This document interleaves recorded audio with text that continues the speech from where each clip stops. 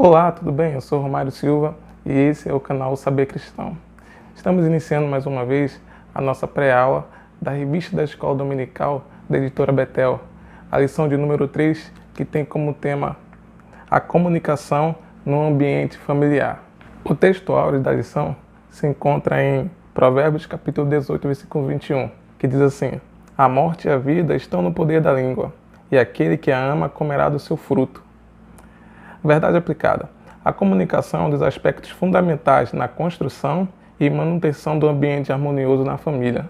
Objetivo da lição: ensinar acerca da relevância da comunicação, mostrar que a Bíblia é um verdadeiro manual de comunicação e observar algumas atitudes que podem aperfeiçoar a comunicação. O texto de referência se encontra em Efésios capítulo de número 4, versículo de número 26 a 32, que diz assim: irai-vos e não pequeis, não se ponha o sol sobre a vossa ira, não deis lugar ao diabo, não saia da vossa boca nenhuma palavra torpe, mas só que for boa para promover edificação, para que dê graças aos que ouvem. E não entristeçais o Espírito Santo de Deus, no qual estáis selado para o dia da redenção. Toda amargura, ira e cólera, e gritaria, e blasfêmia, e toda malícia, sejam tiradas dentre vós. Antes, sede uns para com os outros, benignos, misericordiosos, perdoando-vos uns aos outros, como também Deus vos perdoou em Cristo. Bem, meus queridos seguidores, e você que está nos assistindo, a lição de número 3 dessa revista tem um tema muito específico. Esse tema está voltado para a comunicação, o diálogo dentro da família. Todos nós sabemos que em qualquer relacionamento, a sistemática da comunicação, do diálogo, se faz presente e é primordial para a nutrição e o bom desenvolvimento das relações, seja onde for. Baseado na importância da comunicação, certo pastor fez uma pesquisa no qual ele perguntou para cerca de 2.000 casais o que tem dificultado a sua relação.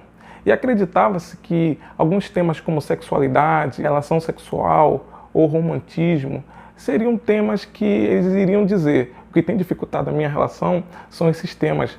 Mas não foi bem assim na conclusão da pesquisa. Ele identificou que 2 temas têm dificultado o bom andamento das relações do casamento e da família. A primeira causa está voltada para o equilíbrio financeiro. O segundo tema, o que chamou muita atenção, é a comunicação.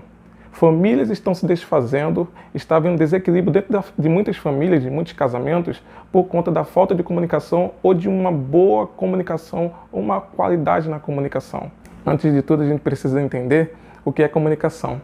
Comunicação é toda e qualquer informação compartilhada no intuito de se tornar compreensível entre 2 pessoas. Só existe comunicação quando a informação é compreendida e entendida através do receptor. No tópico 1.2 da lição, o comentarista vai colocar Deus como criador e comunicador. Todos nós sabemos, e quem não sabe precisa entender e aprender, que o maior comunicador da face da terra é o nosso Deus. Lembre-se de uma coisa: Deus, quando criou o homem, nutriu um ambiente de comunicação no Jardim do Éden, com Adão e Eva. A Bíblia vem dizer que Deus, ao cair da tarde, no entardecer, ele vinha nutrir um ambiente de harmonia através de uma comunicação junto com os seres humanos na face da terra.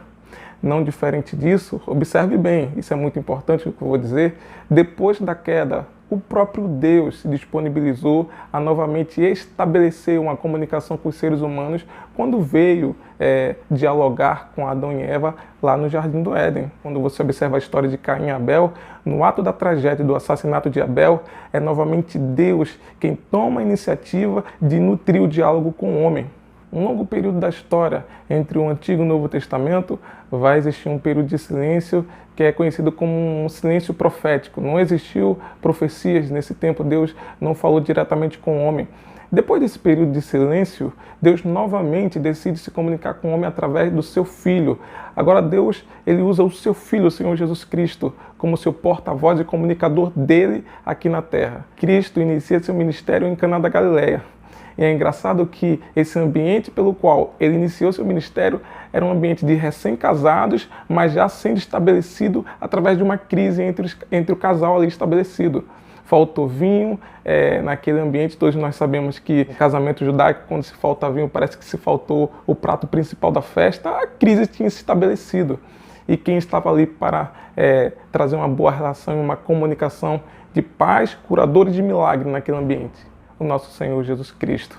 Em Lucas capítulo 15, você vai encontrar uma parábola chamada Parábola do Filho Pródigo, em que um filho decide sair de casa e ele perde toda a herança ao qual ele requeriu a seu pai. Quando ele volta para a sua casa, esse pai, na simbologia de Deus, abraça o seu filho e novamente se reconcilia com ele através de quê? De um diálogo. Ou seja, Deus, em toda a estrutura das Escrituras Sagradas, ele manifesta-se com o homem através do diálogo e de uma boa comunicação. Não existe melhor personagem para que a gente possa entender como se deve agir em momento de crise e de dificuldade, senão na pessoa do nosso Deus e na pessoa do Senhor Jesus Cristo. No tópico 1.3 da lição, o comentarista vem propor famílias conscientes da importância da comunicação.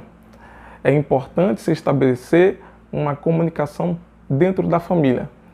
Mas para isso a gente precisa desenvolver uma ideia de que as gerações, elas constantemente vivem em transformações. É muito difícil se trabalhar um ambiente de comunicação dentro da família com pessoas de instintos diferentes, características diferentes, qualidades e defeitos diferentes. Não sei se você observa, mas nós somos seres humanos com aptidão de uma comunicação. Sim, parece que não, mas nós somos seres humanos que temos uma aptidão plena e clara para uma comunicação. Como que a gente pode observar isso? Quando uma criança nasce, observa-se que uma das primeiras atitudes nos anos iniciais de uma criança é a própria vontade de falar. A criança com meses começa a bocejar, a criança com meses começa a querer colocar para fora algumas palavras. Você já observou que em alguns relacionamentos as mudanças são constantes? Por exemplo, no início do namoro e até do próprio casamento, não falta palavra. É a fase em que mais se conhecem os indivíduos, é no namoro e no início do casamento, onde é a fase do apaixonamento. Só que em determinado momento, depois do casamento, depois daqueles anos iniciais em que vêm os filhos, às vezes o casamento, o matrimônio, entra numa certa crise, numa certa dificuldade, e que parece que falta diálogo entre os pares, falta comunicação, falta olho no olho entre os participantes da mesa. Por que disso? Porque as gerações e a própria sociedade têm contribuído para que os indivíduos venham a nutrir mudanças entre eles. Veja bem, o que eu estou querendo dizer é que é normal, o casamento passa por mudanças e transformações. Qual o perigo e qual a necessidade de atenção no meio dessas transformações? Nós não podemos deixar o silêncio imperar nas nossas relações. O silêncio, até certo ponto, pode ser normal. O silêncio dos adolescentes, dos jovens, em algumas circunstâncias, pode ser normal. Dentro do casal, pode ser normal. Mas deixar perpetuar o silêncio dentro do lar é algo maléfico para o casamento e para a família. No tópico 2 da lição, o comentarista trabalha a Bíblia e a comunicação. Logo em seguida, no tópico 2.1, ele vem sublinhar a importância de falar a palavra certa, a resposta certa no momento oportuno. Querido, querida, nem sempre estamos preparados para responder no dia ruim. O dia ruim às vezes pode ser na nossa faculdade, um dia de aula difícil. Um dia ruim pode ser no trabalho. O dia ruim pode ser uma demissão do trabalho. O dia ruim pode ser uma palavra ríspida do nosso patrão. Um dia ruim pode ser um ônibus que nós perdemos. O dia ruim pode ser o dia em que chegamos em casa e somos interpelados ou somos questionados por uma problemática que até então nós não pensaríamos que poderíamos ser interrogados. O que se fazer nesse dia ruim, nesse momento de dificuldade, nesse momento de tensão, quando vem a pergunta, quando vem o questionamento, quando vem uma complicação em que a gente precisa colocar para fora o nosso sentimento? Existe uma passagem bíblica em Gênesis capítulo 21, versículo 8, que para mim é o maior exemplo de como se comunicar em um dia de crise, em um ambiente de crise. É a passagem que Deus pede a Abraão o seu único filho, Isaque. Aí Isaque faz a pergunta para Abraão, que vê tudo menos um animal para o sacrifício. Veja, Deus ele pede a Abraão o seu filho, e ainda diz, o seu único filho, e era o filho o presente que ele mais esperava por todos os anos de sua vida. E naquele momento de tensão, o seu filho faz a pergunta, eu estou vendo tudo aqui, menos o cordeiro para o sacrifício, menos o animal para o sacrifício. E se você observar no texto, o próprio Abraão, ele responde de uma forma muito sábia. Deus proverá para si o cordeiro para o sacrifício, meu filho. Observe, em nenhum momento ele dispensa Deus do diálogo. E em nenhum momento ele deixa de considerar aquele com o qual ele fala de filho. Nós precisamos entender que no momento de dificuldade, que no momento de confusão, no momento de atrito dentro do nosso lar, nós não devemos destratar aquelas pessoas que nós estamos dialogando. Às vezes, respirar fundo, contar de 1 até 3, ter um pouco mais de paciência, pode ser fundamental diante da resposta que a gente vai dar. E às vezes, uma resposta, mesmo que curta, em um tom muito ríspido e bravo, pode trazer um abismo que, para se reverter, demora-se horas, demora-se dias. Então, antes de responder, que tal a gente respirar mais um pouco? No tópico 2.2, o comentarista trabalha a importância de se trabalhar o ouvir. Todos nós sabemos que um dos elementos indispensáveis na comunicação é a prática de se ouvir. Em Tiago, capítulo 1, versículo 19, diz, seja sempre pronto para ouvir. A verdade é, ouvir é difícil. Deus nos deu 2 ouvidos para que a gente possa ouvir e uma boca para falar. Essa lógica de números e quantidade faz a gente entender que nós devemos dar uma prioridade em ouvir e falar um pouco menos na nossa vida. Nós precisamos parar um pouquinho para refletir e respeitar o direito do próximo, tanto de falar e entender o seu dever e o meu dever de ouvir. Ora, filhos que não ouvem, a lógica é, tropeçarão nos seus caminhos amanhã. Maridos que não ouvem as suas esposas jamais terão autoridade no desenvolvimento da liderança dentro do seu lar.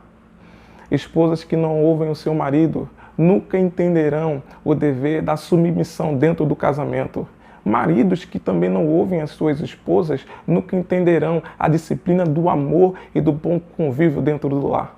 Quando você ouve dentro da família o seu filho, a tua esposa, o teu marido, você está valorizando aquela pessoa e dizendo a sua opinião é muito importante para mim. Ou você também estará dizendo, não só eu tenho a razão aqui. É importante que a gente venha trabalhar o valor do indivíduo, mesmo que em muitos momentos você esteja com a razão, mas ouvir é fundamental. Quem ouve desperta o entendimento de uma humildade dentro de si. Mas uma pessoa que não ouve está sempre despertando dentro de si uma característica muito destrutiva dentro dos indivíduos, do ego. Quando se escuta, está se dizendo, eu deixo de lado o meu ego e deixo favorecer a boa relação com você. Uma das palavras mais ditas no ano de 2019 é empatia. É você se compadecer com a dor do próximo, é você sentir e entender a dor do próximo. Ninguém jamais vai entender a dor do próximo. E não adianta você viver com esse discurso de empatia, seja em qualquer lugar em que você esteja, principalmente na família, se você não nutrir a atividade do ouvir. Quem ouve está dizendo, eu entendo a tua dor. Quem ouve está dizendo, eu entendo a tua dificuldade, a tua necessidade e eu vou me compadecer de você. Quem não ouve jamais se identificará com o sofrimento e com a alma daquele que sofre, seja em qualquer instância da vida. Isso jamais vai acontecer. No tópico 2.3 da lição, o comentarista vem trabalhar a atenção e o cuidado com as palavras ditas. Você já observou que em momentos de brigas e discussões, e não existe família que não tenha briga e não tenha discussão. Se você está dizendo que na tua família não existe briga e discussão, você ainda não casou ou você ainda não tem família. Isso aí não é família. Quando em momentos de atrito e alguma confusão dentro da família, quando acontece, às vezes quando se diz algumas palavras, ou você pode construir ou pode corroer a própria relação. Você sabe que a comunicação, ela tem a capacidade de construir, edificar ou arruinar tudo aquilo que foi construído no decorrer do tempo. Por isso é muito importante nós tomarmos cuidado com as palavras. Parece que não, mas o simples tom de voz pode significar uma coisa que na verdade a gente não disse. A própria expressão "eu te amo", ela pode ter vários significados, de acordo com as circunstâncias. Por exemplo, você diz assim: "eu te amo", você está claramente expressando um sentimento que favorece o próprio amor. Mas quando você diz assim, "eu te amo", parece que você está sendo muito enfático e essa sua centralidade de afirmação, em certo momento, pode parecer uma resposta muito ríspida. Eu já vi muitos relacionamentos entrando em atrito e confusão por conta de uma bobagem. Às vezes uma confusão está acontecendo e ele decide responder para ela no WhatsApp. E quando ele responde no WhatsApp, um simples não pode significar muita coisa do outro lado. A melhor coisa que você faz é descansar e preparar as melhores palavras. Mas se você tiver que responder alguma coisa para o seu companheiro ou sua companheira, tente falar olho no olho. As relações hoje em dia estão perdendo o hábito de se conversar lado a lado, face a face, nutrindo o olhar no olhar. A gente precisa estabelecer as antigas relações. As antigas relações faziam com que os indivíduos verdadeiramente estivessem juntos. Hoje pode-se dizer que muitas famílias, que muitos casais estão com saudades um do outro, mesmo estando perto. Estão sentindo falta um do outro, mesmo dormindo na mesma cama. No tópico 3.1 da lição, o comentarista trabalha falar a verdade com amor. Verdade e amor são duas coisas tão importantes e indispensáveis na relação. Você sabe que todo o diálogo e toda a comunicação precisa de verdade. A verdade constrói confiança. A verdade protege o relacionamento. Quem não desenvolve a verdade na família está destruindo os muros de proteção e de confiança, tanto entre os cônjuges como em relações integrantes da família. Mas, acima de tudo, toda a verdade deve vir acompanhada do elemento amor. Você já observou, numa discussão, dizer tantas verdades, pode construir um ambiente duro e inflexível. Uma relação baseada só em verdades é uma relação dura e inflexível. É preciso que a gente venha estabelecer um ambiente de flexibilidade no casamento. Isso só pode ser construído com verdades, mas também com amor. Saiba de uma coisa, um relacionamento sem amor, só baseado em verdade, é um relacionamento sem graça. Um relacionamento baseado apenas em verdade, sem amor, é um relacionamento desprovido de graça. Um relacionamento sem graça é um relacionamento sem misericórdia, é um relacionamento sem flexibilidade, é um relacionamento sem oportunidade de recomeço, é um relacionamento que não tem portas para reconciliação e restauração. É preciso que dentro da sua vida, nas palavras que você digam, tenha verdade, mas ao mesmo tempo tenha graça. O amor de Deus dentro do relacionamento constrói um ambiente de graça e de reconciliação. No tópico 3.3, o comentarista trabalha é preciso investir tempo. Mas para que todos nós venhamos a investir esse tempo na família, dois problemas precisam ser afastados. Eu identifico dois problemas e eu quero trabalhar isso aqui com você. O primeiro problema está relacionado à tecnologia. Aonde você vai hoje na sociedade, as demandas tecnológicas têm predominado. Não só sob o ponto de vista dos avanços tecnológicos, mas a própria tecnologia tem dominado através das redes sociais os indivíduos. O melhor amigo do homem hoje não é nem mais o cachorro. O melhor amigo do homem hoje é o próprio celular. Para onde o homem vai, seja em qualquer faixa etária, seja adolescente, jovem, adulto, esse amigo, esse companheiro do homem está presente. Se ele vai dormir, ele leva o celular. Se ele acorda, a primeira coisa que ele faz é com o celular. Se ele está na mesa, primeira coisa, ele está com o celular, ele come com o celular, dorme com o celular, se vai no banheiro, ele precisa do celular. Se você vai para uma festa, num restaurante, numa confraternização, existe até regras para que se não toque no telefone, porque o telefone é uma verdadeira ameaça para a boa relação, seja entre amigos e seja entre família. Nós precisamos trabalhar esse problema e afastar esse problema da família. Filhos estão crescendo, sendo escravos da tecnologia, porque é um elemento que vicia, e tanto vicia que tem afastado os indivíduos da família dentro de uma boa relação. São pessoas que estão próximas do corpo, mas estão distantes da conexão que deve nutrir o bom diálogo na família. O outro elemento que eu queria trabalhar aqui com vocês, que tem dificultado a relação dentro da família, a comunicação, é o ativismo. Nunca se viu uma sociedade tão ativa como hoje. A nossa sociedade é uma sociedade ativa. Nós nascemos já sendo cobrados. Nós somos cobrados desde a época em que nós nascemos. A minha filha minha filha nasceu e nos primeiros meses em que ela nasceu, já baseado na aptidão dela de falar, eu digo, fala papai, fala mamãe. A minha filha já nasceu e eu tento botar na cabeça dela da importância dela andar. A gente cobra dos filhos, dos adolescentes, dos jovens, a seriedade nos estudos, em vez de eles entenderem que os estudos deveriam ser uma sensação de prazer e não de obrigação. Então essa cobrança, e às vezes até no ambiente do trabalho também, nós somos muito ativistas no ambiente do trabalho. Ativistas no sentido de nos dedicarmos demais e transferimos essa problemática e essa preocupação para dentro da família.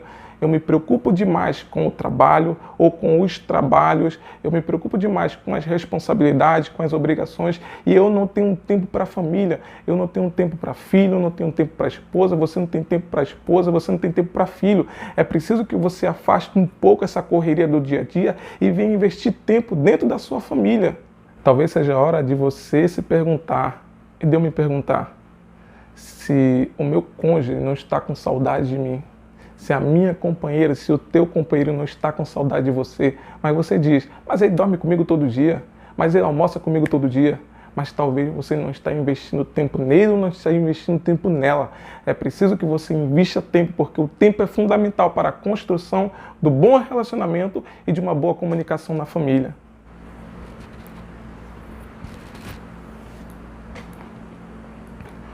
Uma das coisas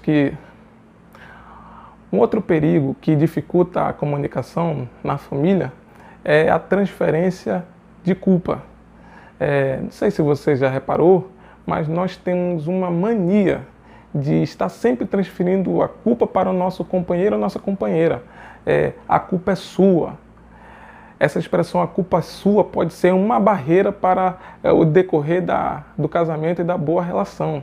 Muito cuidado, não transfira culpa, assuma o seu erro, e às vezes é importante até eu dizer isso porque ceder facilita uma boa comunicação. Às vezes perder é muito mais importante do que ganhar. Quando você perde, você ganha a sua relação.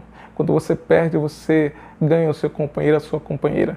Às vezes não falar nada, às vezes assumir a culpa para si é fundamental e traz um equilíbrio e harmonia para o casamento.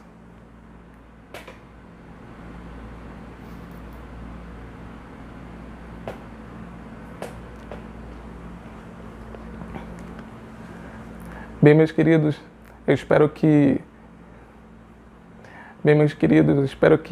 essa pré-aula tenha te ajudado e você, na sua sala de aula, possa aplicar tudo isso e mais alguns subsídios que foram falados aqui aos seus alunos e também praticar isso dentro do seu lar e na sua família.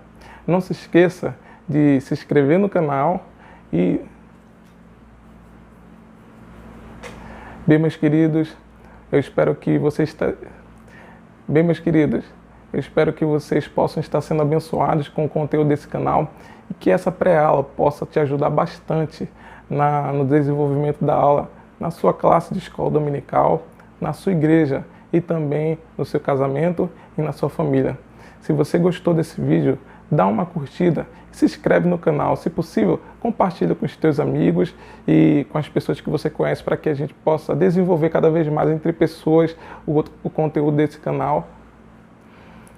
Bem, meus queridos, espero que esse conteúdo, espero que essa pré-aula possa ter te ajudado de uma forma muito rica Bem, meus queridos, eu espero que essa pré-aula possa ter te ajudado de uma forma rica. Bem, meus queridos. Bem, meus queridos, eu espero que essa pré-aula possa ter te abençoado e te ajudado de uma forma bastante rica, que você possa desenvolvê-la na sua classe de escola dominical, na sua igreja e também aplicar no exercício da sua família, ok? Se você gostou dessa pré-aula, dá uma curtida, se inscreve no canal e, se possível, compartilha com seus amigos. Valeu? Que Deus te abençoe.